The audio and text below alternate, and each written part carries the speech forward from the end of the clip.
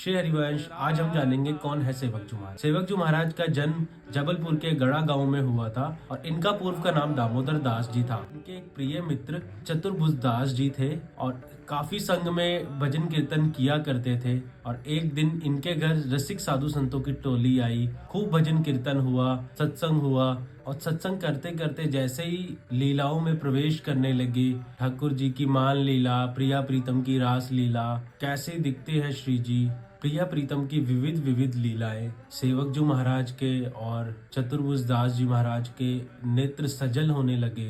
लीलाओं का रस लेते लेते उनके मन में ये भाव आया, उन्होंने बोला कि यही रस तो हम चाहते थे, इसी रस के लिए तो हम तड़प रहे थे। और फिर रसिक संतों ने जवाब दिया, ये रस तो हमें उनसे मिला है जिन्होंने राधा वल्लभ जी को प्रकट किया, जिन्होंने वृंदावन को पुनः स्थापित किया। ऐसे हमारे हित हरिवंश महाप्रभु, हम तो सिर्फ एक जल का छींटा है, वो तो साक्षात प्रेम के समुद्र है। इतना कहते साधु संत चले गए।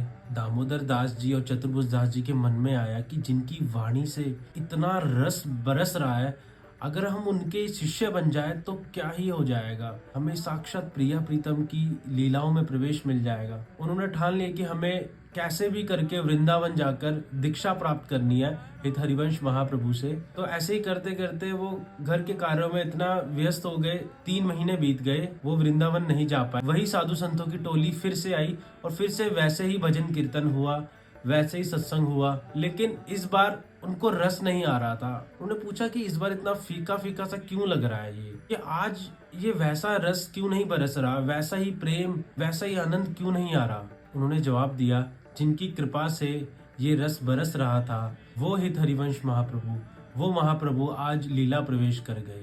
और जैसे ही सुना दोनों ऐसे विकल हो गए कि हमने तो उनसे दीक्षा प्राप्त करनी थी।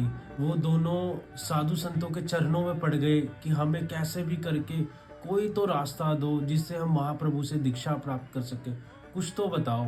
एक संत ने बोला कि देखो, अब तो महाप्रभु लीला प्रवेश कर गए, अब तो कुछ नहीं हो सकता, पर उनके बड़े पुत्र वनचंद्र जी आज उनकी गद्दी पर विराजमान है, हित संप्रदाय को आगे बढ़ा रहे हैं। इतना सुनते ही चतुर्भुज दास जी चले गए दीक्षा प्राप्त करने के लिए, लेकिन दामोदर दास जी बहुत रोए और उन्होंने बोला कि जिनको मैंने दिल से गुरु माना है, केवल वही मेरे गुरुदेव है।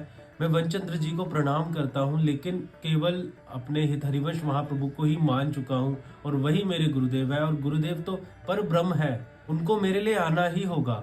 और उन्होंने संकल्प लिया कि मैं 7 दिन तक अनशन पे बैठूंगा। महाप्रभु से प्रार्थना करी कि आपको आना ही पड़ेगा, और बैठ गए और केवल जप करने लगे।